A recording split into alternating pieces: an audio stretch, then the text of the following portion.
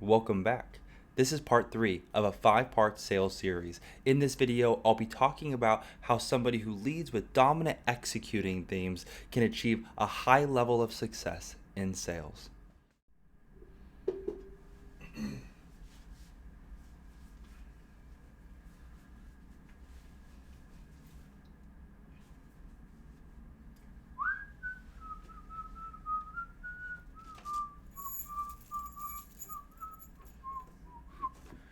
Hey friend, welcome back. I'm glad to see that you're continuing on this journey. And in case you're just joining us, we are on a 5-part journey towards sales success. In these videos, starting with the first video, which by the way, if this is your first one that you're watching, if you check the link above, we started this journey by talking about the sales philosophy that I've learned really over the last 34 years. And in these subsequent videos, after the first video, we are spending time talking about 4 different key personality types that I have found are generally ways that individuals start their sales process. Now, as you're watching the videos, I think that what you're going to continue to learn is that at some point we use all different aspects of our personality in the sales process.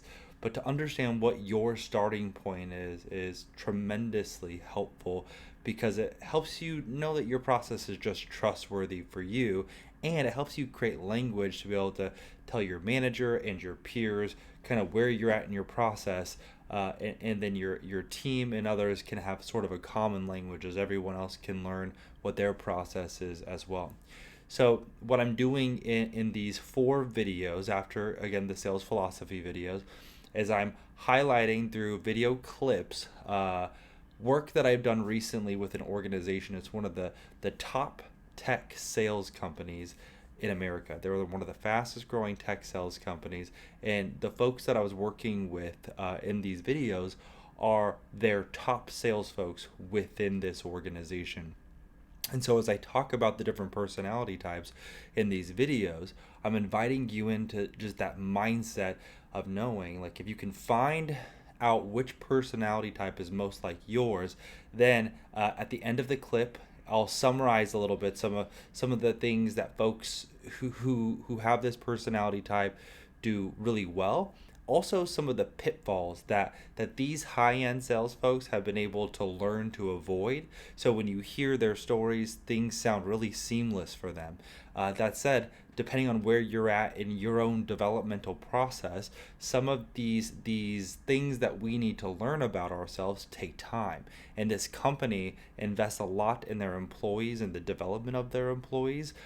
So these folks know themselves really well, and so their process sounds really seamless. Today, in the video I'm about to share, we're going to be talking about folks who have dominant executing ways of achieving success through their personality types. You're going to learn in the video a little bit more about what that means. Also, just in case you're unaware or you haven't seen one of the previous videos, what you're going to see in this clip is a grid that is the CliftonStrengths analysis.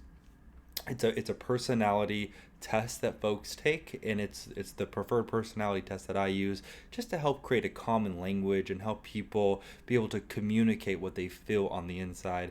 I find it fairly accurate. If you're interested in it, I do provide the link in the comments below just so you can check it out. That said, you don't need it to be able to go through this conversation with me. You know yourself better than anyone. So as I talk through this, just pay attention to the characteristics and self-identify if it is you. But if you do have your CliftonStrengths assessment with each of these videos, it could be helpful to have out so that you can be looking at page 21 in your assessment.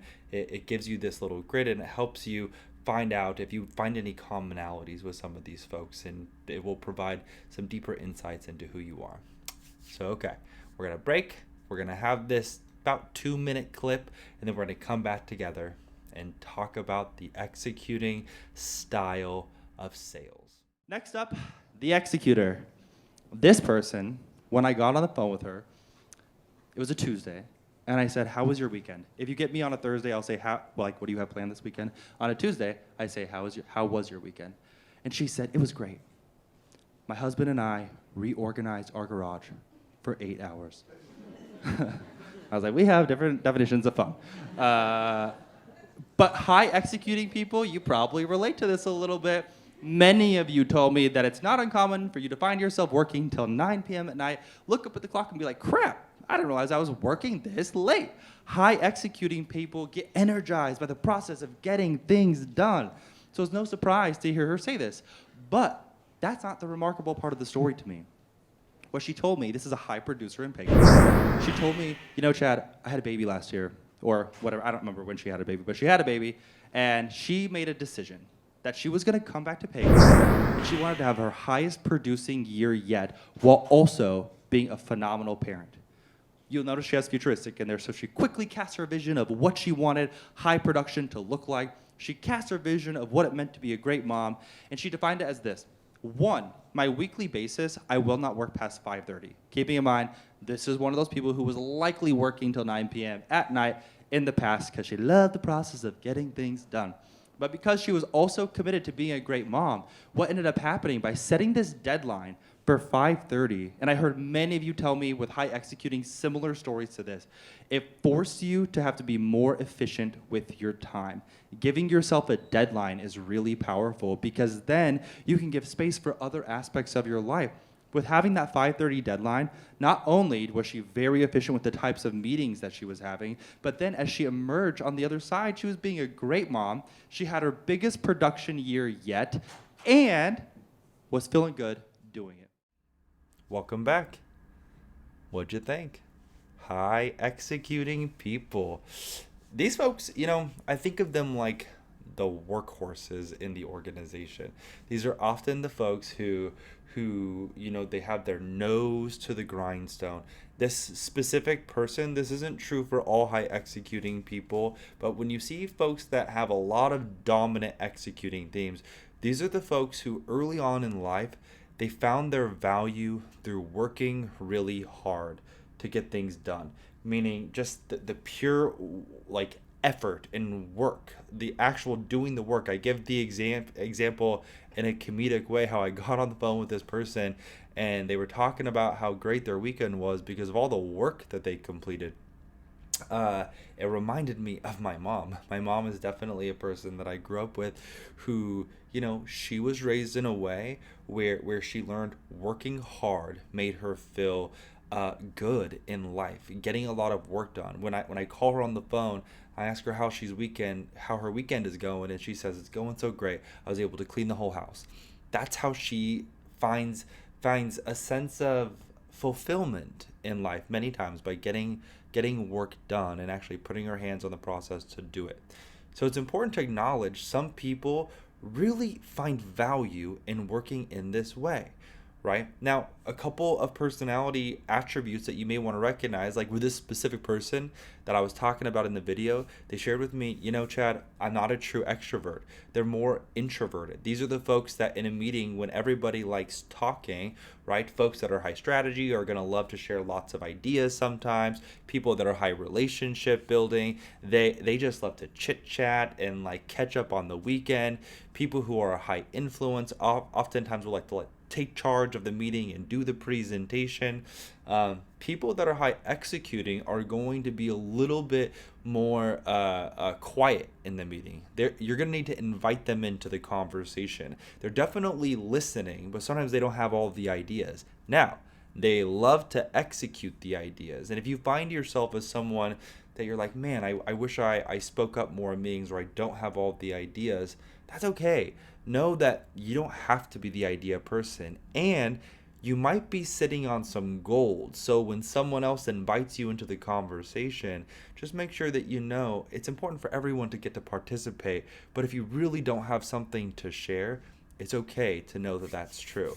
But the way that I've seen people with high executing be really successful is when they just start out and start marching forward and doing the work. I use the example in this specific video that this person is a high end. This is one of the top salespeople within this organization, right? What they did well is they paired their executing with a little strategy, right? This is something that we will learn is true for all strengths. Strategy strengths do really well pairing up with people who are high executing, because people who love strategy can get lost in thinking for too long, and sometimes we just need to jump into action and stop thinking about things, right? People who are high executing, they will march forward as fast as they possibly can with their nose to the grindstone. But sometimes it's important for you to, pull your head up out of what you're doing and see if we're going in the right direction.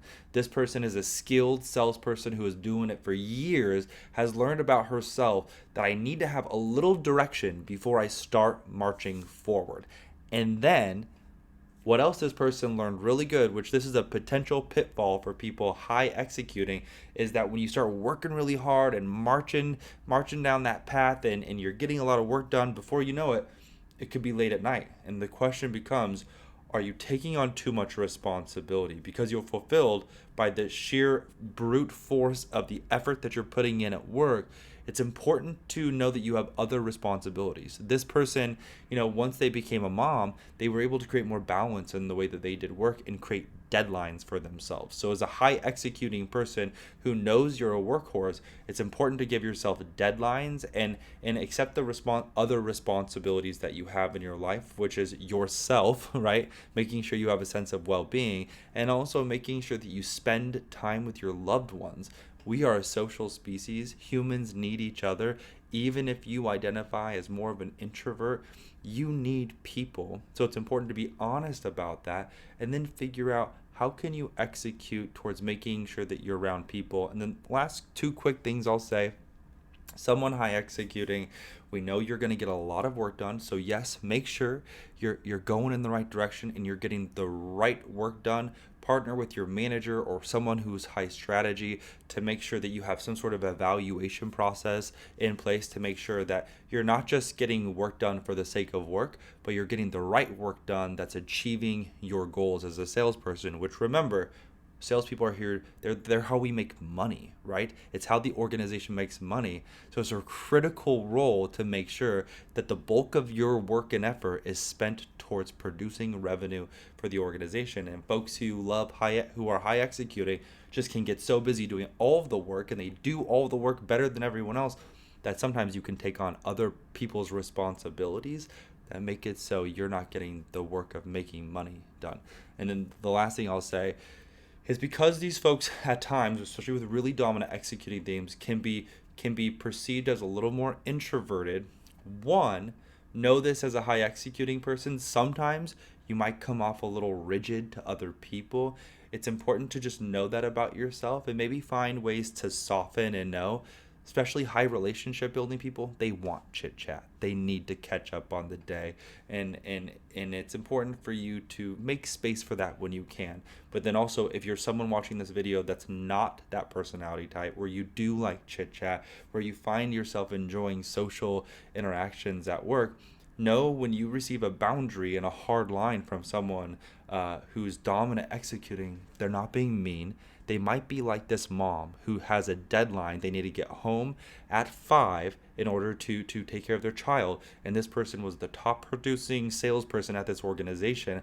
So that means they have a ton of work that needs to get done, and what they feel is a short amount of time so that they can accomplish their next responsibility, which is going home and taking care of their baby girl. So just know, people aren't trying to be mean. It's having pronoia, assuming good intent, and then finding different ways that we can build relationships in a time that works best for all parties. Okay, that's all I'm going to say about executing for now. Continue on this journey with me as you watch the next couple of videos, and let's see what the other dominant personality traits look like in action when it comes to sales. Remember, advice is like eating fish. You got to pick out the bones. Have a good rest of your day.